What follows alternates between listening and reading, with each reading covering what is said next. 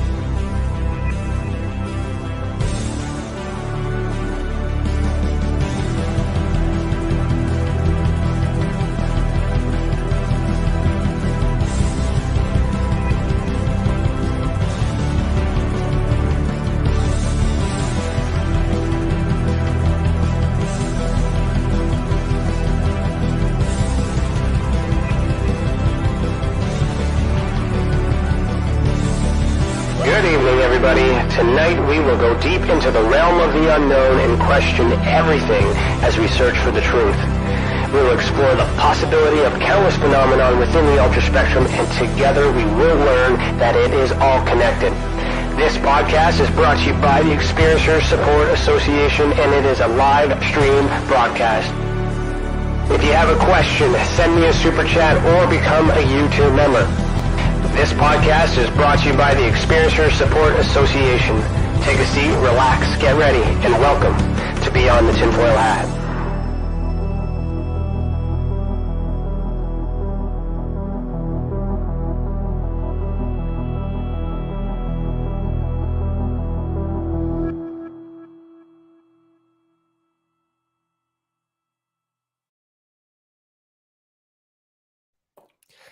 Hello, everybody.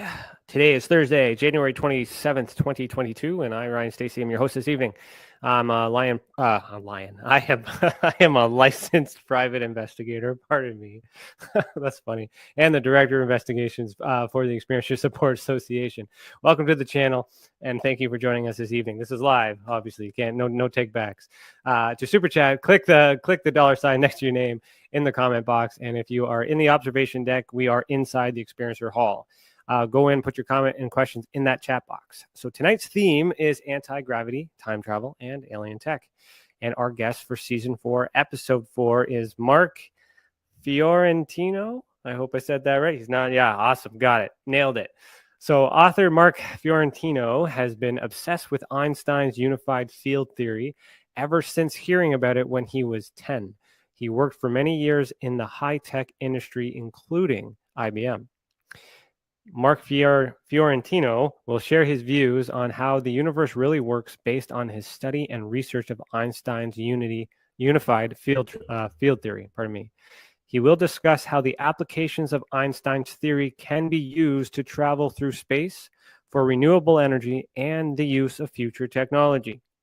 He will also talk about the connection to conspiracy theories, including UFOs and alien technology they use, as well as other controversial topics such as near-death experience revelations that are linked to the theory of super relativity. So, Mark, put on your tinfoil hat. How are you doing today? Fine, thank you. It's good to be here. Looking forward to this. It's going to be awesome. fun. Awesome. So the way we start this show is we do what's called an icebreaker, which is from Tim the Demon Guy Morrison. So I'll just play his little video here.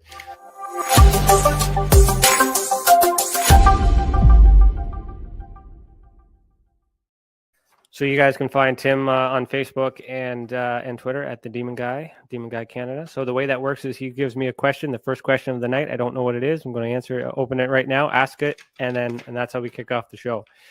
So his question is, if you could create a reality TV show and it was guaranteed to air, what show would you want to put on TV? That's a good question. That one's for me, huh? Yeah. That is really interesting because I have thought about that. Okay. That is, a little psychic connection going on there.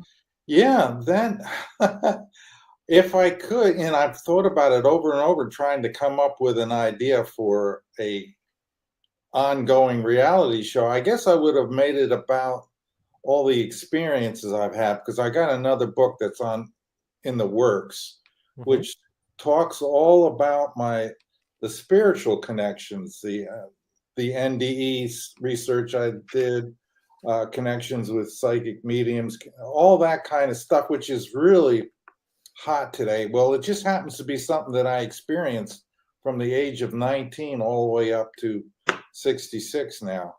And I suppose that could be an angle, but I would only have so many shows. Eventually, I'd run out of stuff. It wouldn't be a reality show anymore. But it's kind of hard to do that in my line of work with what I know. I have given it a lot of thought, though, because that's an avenue into getting the message out to the public. I guess my reality TV show would be doing what I'm doing right now, these podcasts. This is reality. This is TV for some people. This is YouTube. This is reality TV right here. This is it right here, right now. So this is my reality, our reality tonight, and we're on the adventure. So Okay. Drop So in. we'll segue into that. So before we get into the nit and gritty of it all, I always like to ask the first question, and that is why are you the way that you are? Which means, how did you become this person that I just read this bio for? So how did this happen? I'm going to try to keep it short because I could easily go 2 hours on that question. Well, If I we told got you 2 everything, hours. if I filled in all the details, I will say this: there's two paths that I walked on together simultaneously in parallel. One was the fascination and interest in science, and Albert Einstein, who was born. I was born just 20 miles from Princeton, which is where he died, and only a month before he died, about 35 days. We just passed. We just missed each other. So that love for Einstein and physics and the unified field theory got me on the path early on. And then later on, some psychic medium type things happened. I started studying UFOs, wanted to know how they worked, assumed that since they had anti-gravity, they figured out the unified field theory because that's a field in itself right there.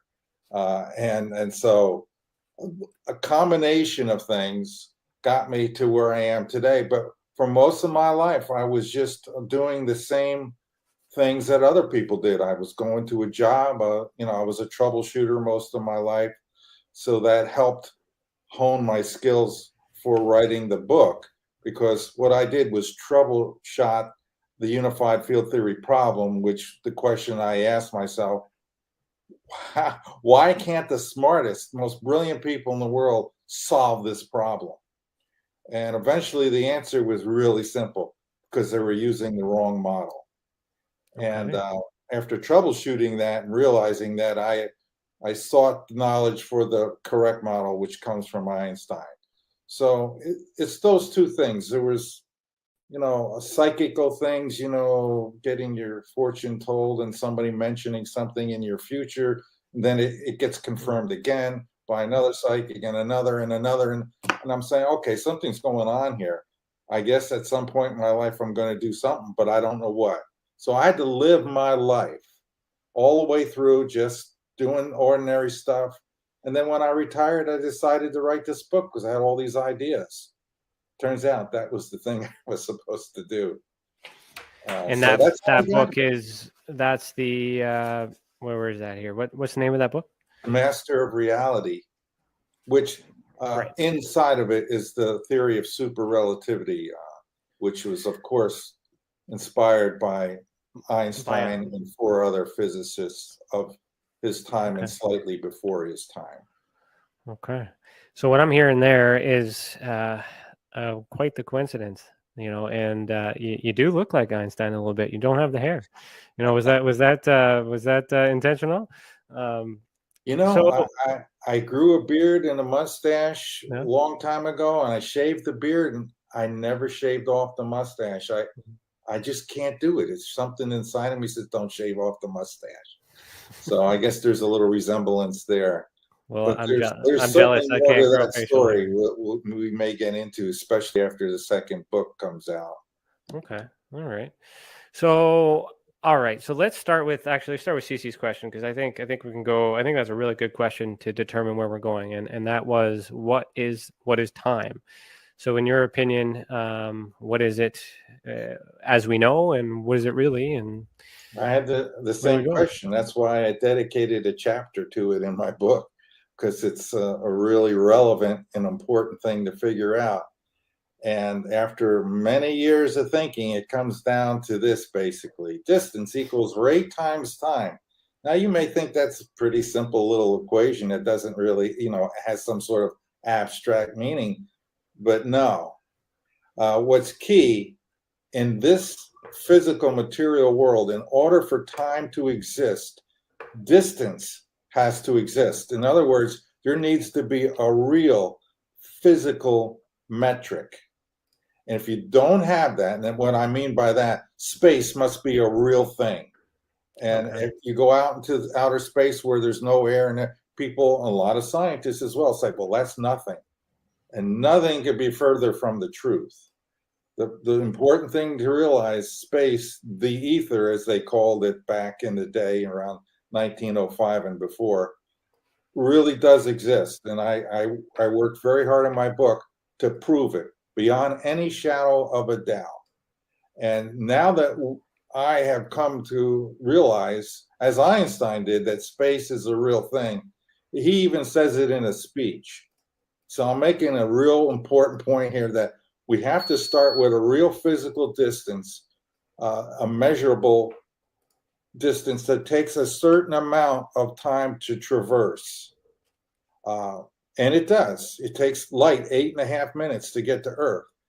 If space were made of nothing and you tried to plug that into the equation I just said, it would take 0 time for light to get to Earth. But we never see that.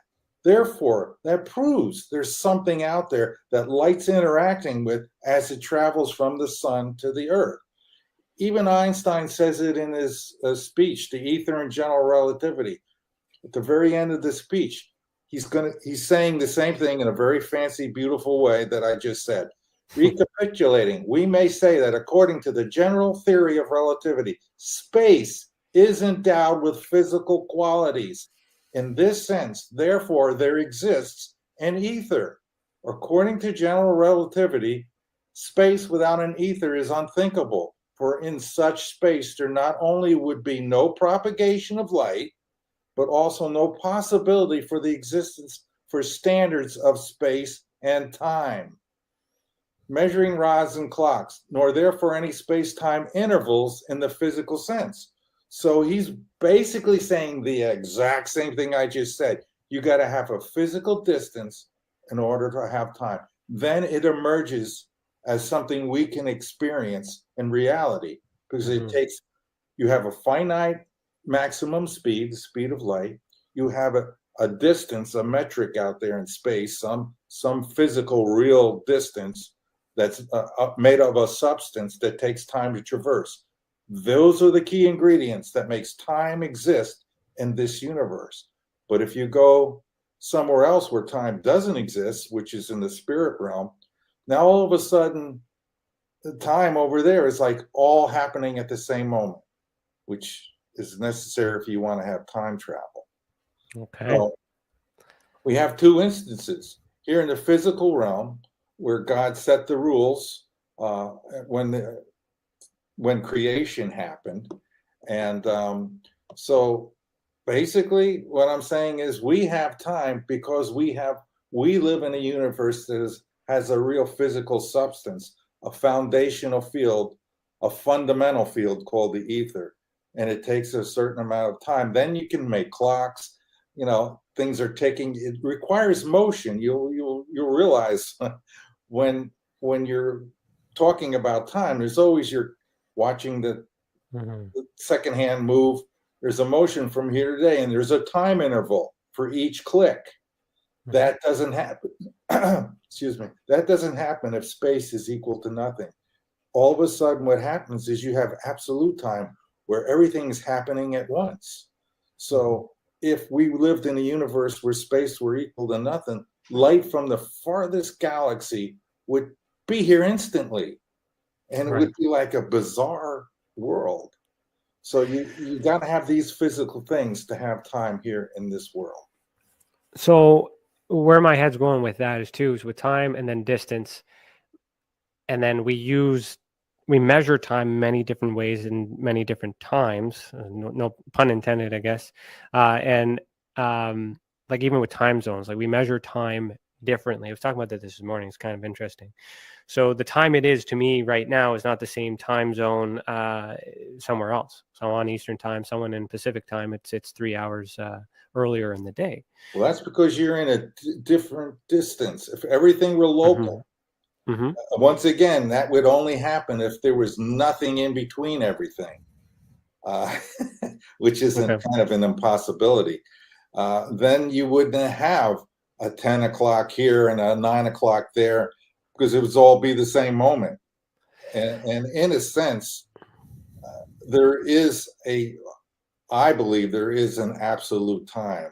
That's kind of where I was going to. So it's like, is this just these are just skills that we use to make sense of it while we live in different places, and how do we interpret what the true time is for, or universal time is? That's exactly right. It's this whole experience of time is built this way so we can make sense of events in an orderly fashion. That we're going to get a series of events, and it's all going to be in an order, and it's something that our material minds can process and make sense with. If we're on the other side, studying all the NDEs that I did, they say time really doesn't exist there. It's very hard for them to describe. Time and time again, they have a real difficulty. The closest thing I get is that, time is all happening at once. And you have many instances where they can go back in time if they want, with just a single thought. They can go back in time or see the future, and they can travel anywhere instantly. Again, there's that factor of motion involved. If we had infinitely fast motion, then again, time gets messed up because it becomes absolute again. So we have a universe that was specially designed so that we, with our limited minds in the flesh, could, make sense of the world and experience time intervals that make sense to us. And there's no problem trying to figure out what's going on, when this is happening, when's that happening. It all works out because we live in a material physical universe that has a specific substance, the quasi-elastic solid known as the ether. And it takes a finite amount of time to traverse it. So then from that, as Einstein said, you get space-time intervals in the physical sense. Okay. We have a super chat from Stacey. She asks, what does Mark think about the concept of the speed of thought? Would it be considered as having a factor in time travel as you understand it? If you're on the other side, the speed of thought is infinitely fast. The thing that I've always wondered, and I ask myself this, where does the thought come from? Where do your thoughts come from? And the best I can come up with on that one so far is you're actually remembering something that triggers the thought. So it's a memory that triggers your thoughts throughout your life. But the speed of thought on the other side is, you think it happens. You think it, you get an answer. You have a question, you get an answer. You want to go back to see the dinosaurs? It's done like that. So over there, it's instantaneous. Over here, you're using your brain, which is an interface to this physical reality. And there's speed limits, the electrons and the whole thought process and everything takes a finite amount of time. So it's nearly infinite, but it's not. It does take time for thoughts. So, okay. So with us in that space, so that ether, is that what the other side is? Is that ether, or that's just or is that something different? In your opinion? It's been explained to me through, because I've kind of asked that question a little bit, and their energy is different than our energy, and that's the only explanation I've got. So it's as best as I can tell, their realm is pure thought and pure consciousness, and when we die, our soul, our consciousness will come out and reconnect to the universal whole, God, the infinite intelligence, whatever you want to call him. And it's a beautiful thing to behold, really, the whole process and the creation of this world and this realm and the other realm that's basically running in parallel alongside us as we speak. There's guardian angels and, of course, angels and spirits and so forth that all coexist and are helping us through in this time. So it's what I'm trying to do, I guess, basically, is trying to reconnect science with religion Okay. Because really, in reality, it's religion or the spiritual realm that created this world through the power of intention. Many NDEers have come back and were told this by God or Jesus or whoever they talk to on the other side.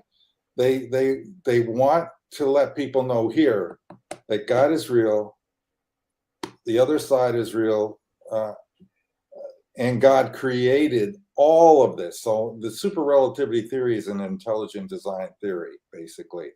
I'm going with that, and it helped me to solve certain technical problems while I was analyzing the cosmology aspects of. So, well, let's talk about that. So that is your super relative theory is your theory, to my understanding, as enhancing to Einstein's theory of relativity. Am I understanding that correct? Yeah. Okay. I've really basically extended special and general relativity. Special relativity, Einstein pulled kind of a fast one on everybody. Now they've misinterpreted that one badly. Okay. It was painful for me to go through the research and find out that he was part of the problem that caused science and physics to jump course, change direction away from a classical field theory into quantum theory. And he tried to fix it, but the improper interpretation of special relativity really pretty much killed the ether theory, which I had to restore and prove was the correct theory in the first place, and it should have never been abandoned. Okay, so let's talk about your theory then. So how, because that's what your book is about, and that's what that's your life's work. So explain to me what that is, and I want to learn. Sure. Well, the main problem I solved was the unified field theory, which basically is this: electromagnetism and gravity emerge as aspects of a single fundamental field. So it's a classical field theory. So what I mean by the fundamental field is that's the ether. That was the thing that they thought was the fundamental field. So the forces of nature come about as results of this field being deformed, bent in certain ways. So I deconstructed electromagnetism back into the electrostatic field charge, the Coulomb force, and the magnetic field. And then I looked at these two forces, and I saw there was a relationship, just as Michael Faraday discovered, along with James Clerk Maxwell. So 2/3 of this unification of force were already done by Maxwell and electromagnetism. So what I discovered by reading and studying carefully is that we start out with a primary field, a force field, the electrostatic field, the Coulomb force. All particles in this world, every last one of them have charge, are made of charge. Now, physicists might want to argue and say the photons don't have charge, but there they have a model problem again, and they're really wrong about that. The photon is nothing but charge. It's just equal parts of positive and negative charge, which they execute the math and say, well, +1 - 1 = 0. So they misrepresent the photon as saying that there's no charge in it. Nothing could be further from the truth. And my message to them is stop doing the math. The photon doesn't do it. Neither should we. The photon's charge is +1 and -1. So basically, going back to what I was saying, all particles are charged. And therefore, in order to get the magnetic field, what Faraday noticed with all his experiments is that whenever a charge moved, it created the magnetic field. So now we're 2/3 of the way to the unified field theory. We have the cause of the magnetic field. The electrostatic charge is a structure that's in space. It's a vortex. It's a twist of space, just as they thought back then. And they mistakenly abandoned that model as well. So this vortex structure, this twist of space starts with a little spiral and gets bigger and bigger and bigger from the front of the particle to the back of the particle. This structure causes a pressure wave because you're stretching space. Because if you look at a vortex, it's going around, space is kind of rotating. So as the particle moves through space, the electrostatic charge moves through space because it has a pressure wave in it. And that is the cause of the motion, which was hunted by Einstein and Einstein alone. Everybody else was frightened to do this. Okay.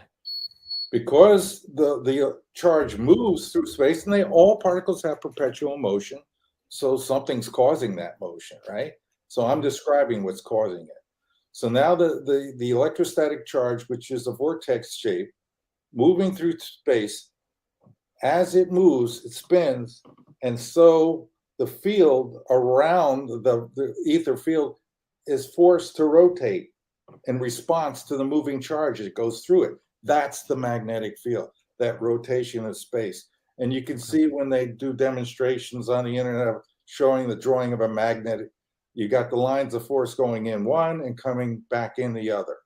It's clearly showing that there's a rotation going on. Okay. So then all that was left to do was to unite gravity to this phenomena. So I knew, okay, I got a pattern emerging here.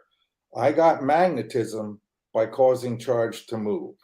When charge moves, every time it moves, a magnetic field occurs. So therefore, I'm thinking, all right, this is simple. Somehow electromagnetic fields in motion somehow cause gravity. So now we're at the point where Einstein's looking around. He knows there's convolutions of space. Einstein argued that if one believed wholeheartedly in the basic idea of a field theory, matter should enter not as an interloper, but as an honest part of the field itself.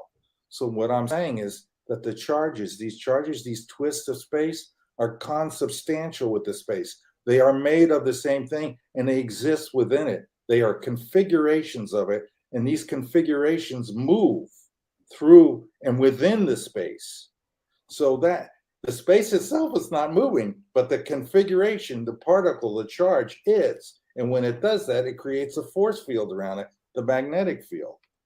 So all that was left to do was figure out how to make charges create a gravitational field, which is a different kind of deformation. It's a contraction of space. So somehow moving charges have to create a contraction of space. And it took many years to find it, a lot of thinking. But I found it in a book by Amir D. Excel, God's Equation. And he talks about, you're going to love this, Einstein's happiest thought. And where he thought about how, well, he discovered something from Paul Ehrenfest, who discovered it from Max Born, which was called the Ehrenfest paradox. So I'll describe to you. And Einstein, once he sees this, he says, this is it. This is what I need. I found the pathway to create gravity and mass, a contraction of space, which I was searching all over for Einstein to say the words contraction and gravity in the same sentence or paragraph. So in this excerpt, this is what is said. This is Einstein's happiest thought. Einstein followed the line of reasoning that began with the happiest thought of his life. Still at the Swiss Patent Office, he conducted one of the famous thought experiments. Einstein imagined a circle spinning in space. The center of the circle did not move, but its circumference was moving quickly in a circular direction. Einstein compared what happened in several reference frames, a standard tool that he used in developing the special relativity theory. Underline this in your mind now. He concluded, using his special relativity, that the boundary of the disk contracted as it spun. This is the Lorentz contraction formula, the transformation from special relativity that Lorentz and Fitzgerald came up with, and Einstein puts into special relativity. This was the way to get space to contract. He concluded, using his special relativity, that the boundary of the disk contracted as it spun. There was a force acting on the circle at the boundary, the centrifugal force, and its action was analogous to that of a gravitational force, but the same contraction that affected the outer circle left the diameter unchanged. Thus, Einstein concluded in a way that surprised even him, the ratio of the circle to the diameter was no longer pi. It caused space to bend, and in a very special way, a contracted way. So now I have the final ingredient. And he spent the rest of his life trying to come up with a formula, and he even describes it as being a rank 2 tensor. And I found it, and it comes from Newton. Okay. It was already out there. And all I had to do is, I got some special training from a physicist because I knew the formula I wanted to understand how it was derived. So once I did that, I came up with a small system of equations that I could use, and I solved for the mass of the neutron and the proton. And it's very easy to do. And all it takes is the accelerated motion of unbalanced charges. Whenever you have that circumstance, space contracts around and this type of motion is accelerated motion. I'm not talking about just going straight ahead and going faster and faster. This type, when you're in a circular or elliptical motion, is accelerated motion, and that was the key, because particles do that. Okay. Particles do that, and Einstein didn't know about the quarks, so he couldn't come up with the model. But I found that this is what's going on inside of the neutron and the proton. The quarks are traveling, and they form this structure called a trefoil knot. I'm gonna make the screen bigger for you. 1 sec. Just keep talking.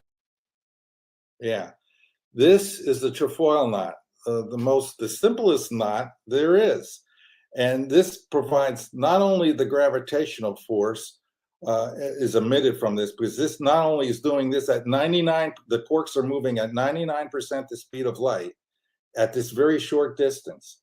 So they're causing a contraction around them at the perimeter as they move at this speed. But this thing is spinning, or is rolling and spinning.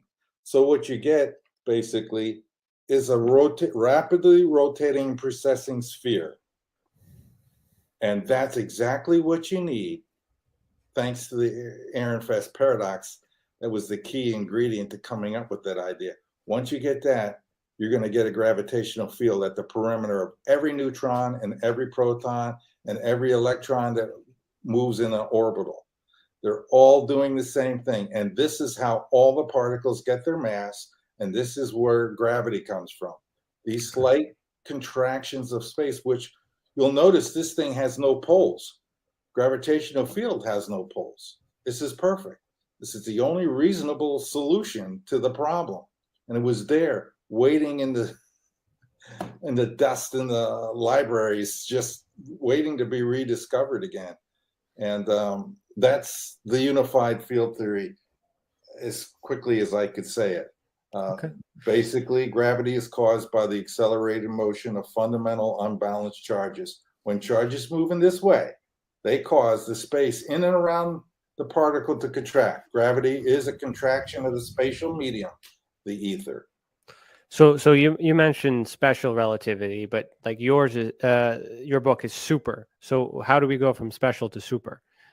Well, we, like Einstein, special relativity, general relativity kind of uses special relativity in this thing that I just talked to you about, the Ehrenfest paradox, to extend or explain or find a method for gravity, the creation, the mechanical method for creation of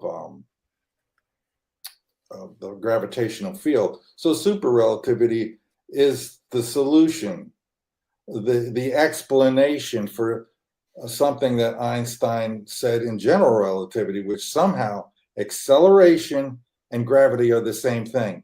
But they didn't have any mechanical model. There was no explanation how that could work. What I just provided to you was that explanation.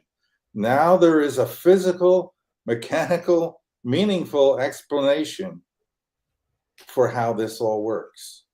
Okay. So that is the super relativity. And then coming out of that, other things sprouted. After I worked out this problem with mass, which basically, before all that I said, all that I read to you, I had a happiest thought of my own, which got me to study and look for these clues, which basically I'm sitting at work and I'm at my office and I'm looking at this fundamental particles interactions chart that's on my wall that I like to look at. This is why all these particles have mass but the photon. And I says, the photon must be doing something different. What is it doing different than all these other particles? I says, well, all these other particles are unbalanced charges. They're either positive or they're negative. And all of those have mass. And then I said, well, the photon has a balanced charge. And it also travels in a straight line and it never accelerates. And then the happy thought, oh God, that's it. The photon doesn't accelerate, and it doesn't accelerate because it has a balanced charge, which makes it move in a straight line at the maximum constant rate of speed. Therefore, it generates no mass. All the other particles have mass because they have angular momentum, and this is going to be the cause of their mass. It's going to cause a slight curvature and bending and contraction of space when they move in that manner. It was so simple, it was like, almost laughable. So, all right. So I'm listening here. I'm trying to understand you. You're bringing in gravity. So then we got into anti-gravity, which is what is that? And according to you, like your interpretation of that, and how does everything you've just explained fit into that, or is it the opposite, as the word implies? Well, when I worked on, and when I discovered that gravity is just a contraction of space, and then the solution for, well, what is anti-gravity?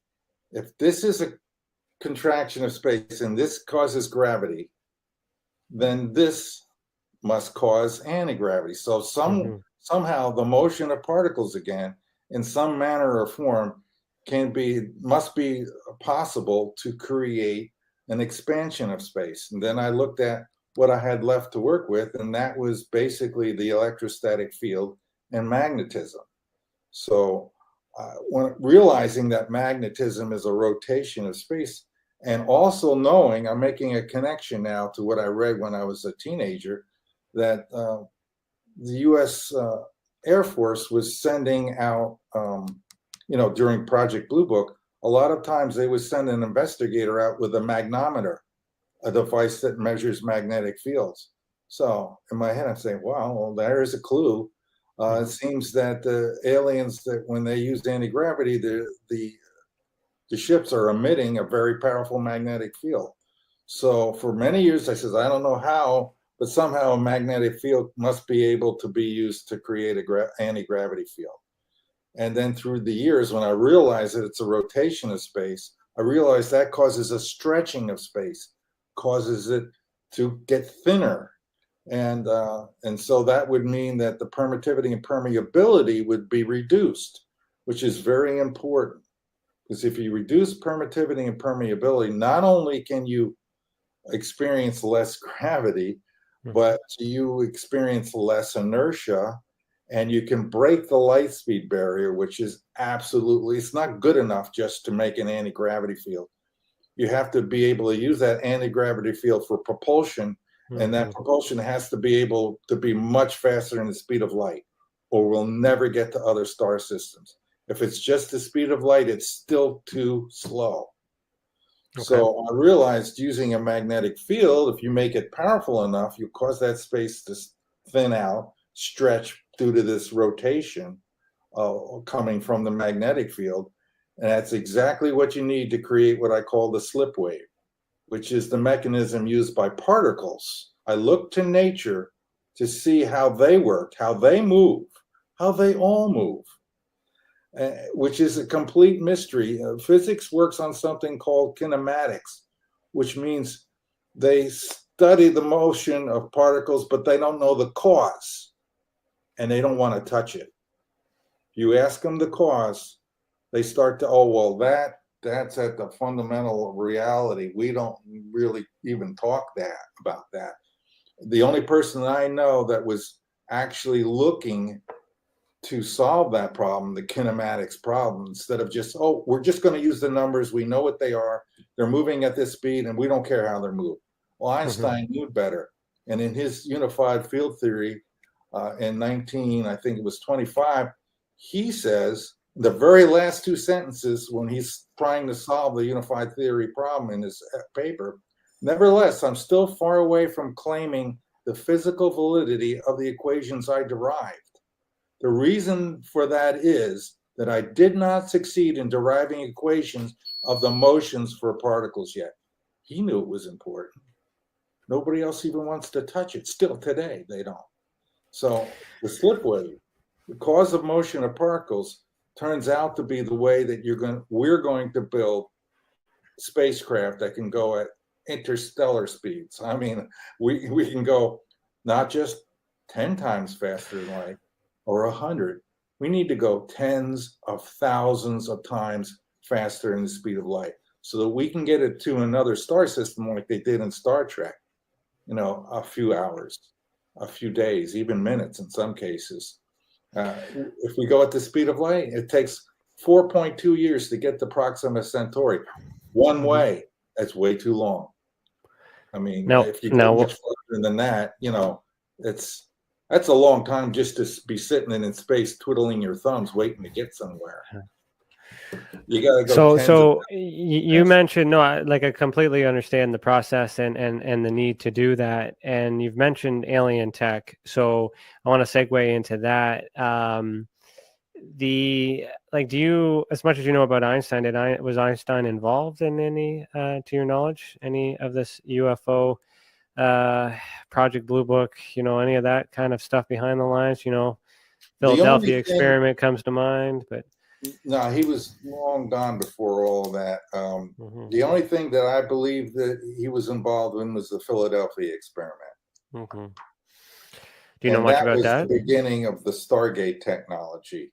Okay, so good. Let's talk about that. So, what do you remember about the Philadelphia project or experiment? Well, it basically they wanted to make ships radar invisible. And they thought, well, if we can bend the light, which, if a magnetic field is strong enough, it theoretically should be able to do that. You wanted to change the angle so they could bounce radar off our ship and then back to their ship. You could cause the light to just basically deflect in odd directions and it never would return. That was the goal. And they used the magnetic resonant fields. And they did that experiment, and it not only made it radar invisible, it also made it visually invisible, which was kind of a shock and a surprise. And apparently, according to the testimony of the people who were on board, the ones that survived, they went interdimensional for a few minutes and did a small bit of time travel, went back in time, I think like 10 minutes. All this from using a magnetic resonant field, a very powerful one. And the Navy, and then of course the Air Force got involved later on with the Montauk Project, and they continued studying this phenomena to see if they could use it in some way or form.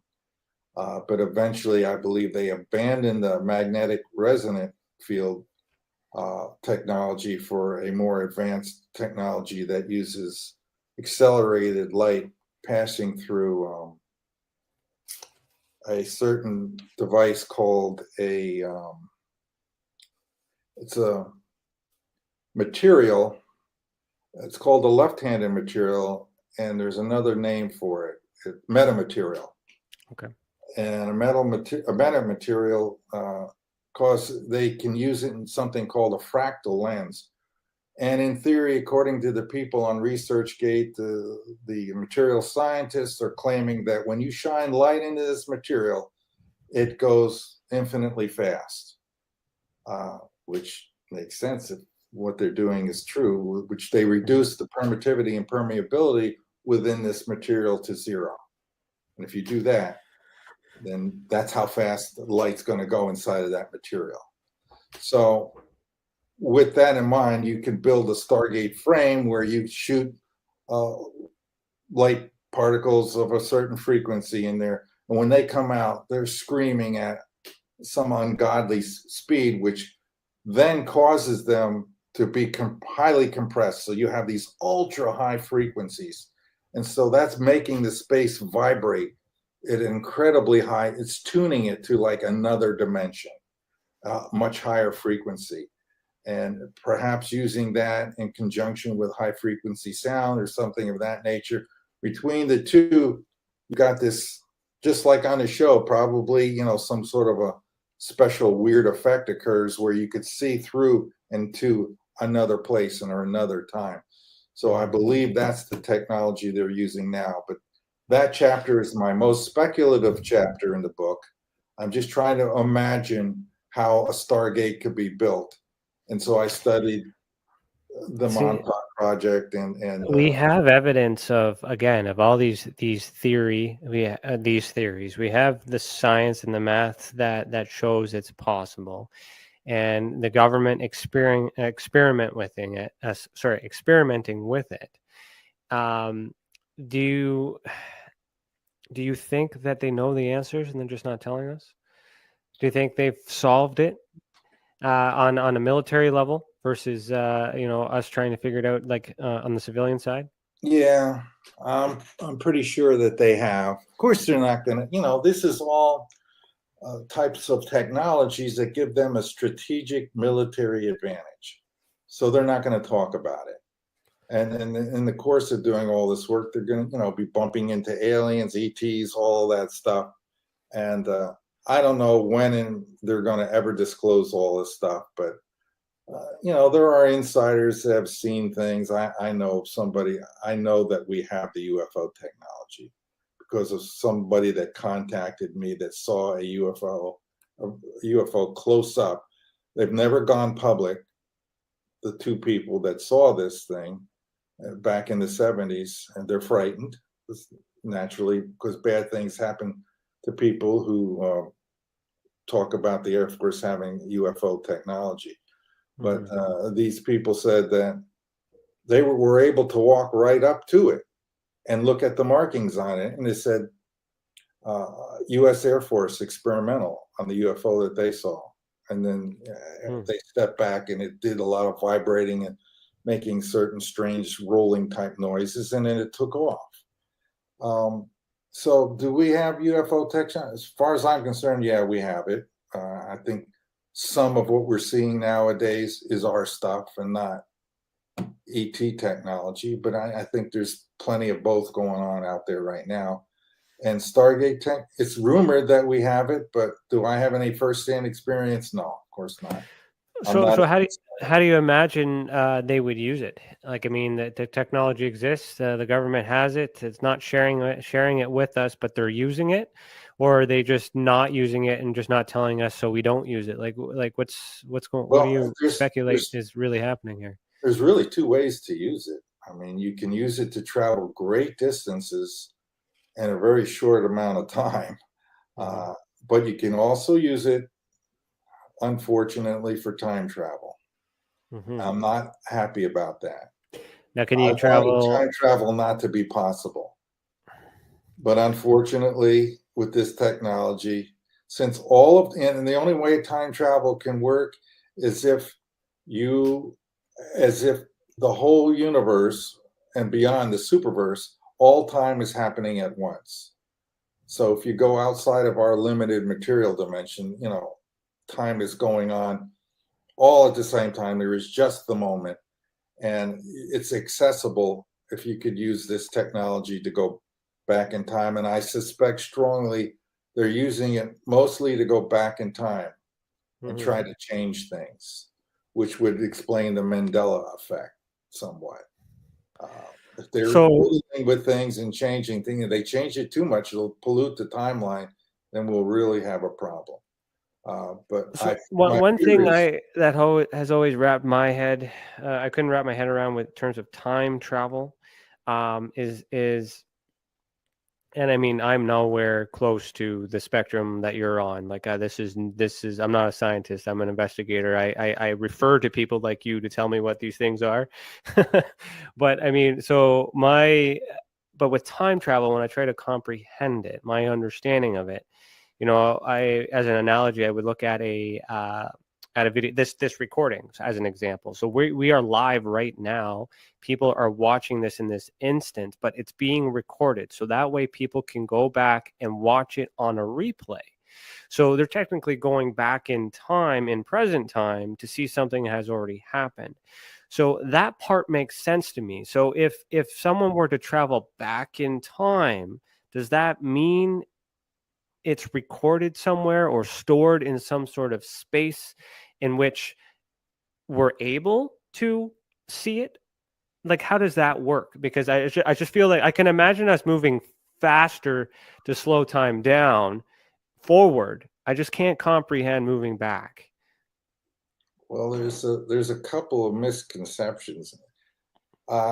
Yes, if you move faster and faster, according to the Lorentz transformations, time will slow down and come to a stop. But time really doesn't, because it doesn't really exist.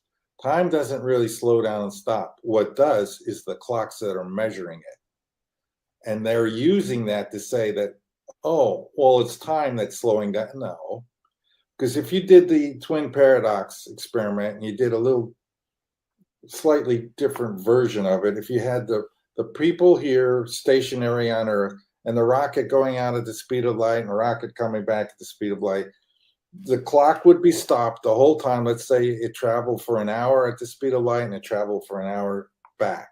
It would be stopped those 2 hours. So the clock difference when it got back would be 2 hours off.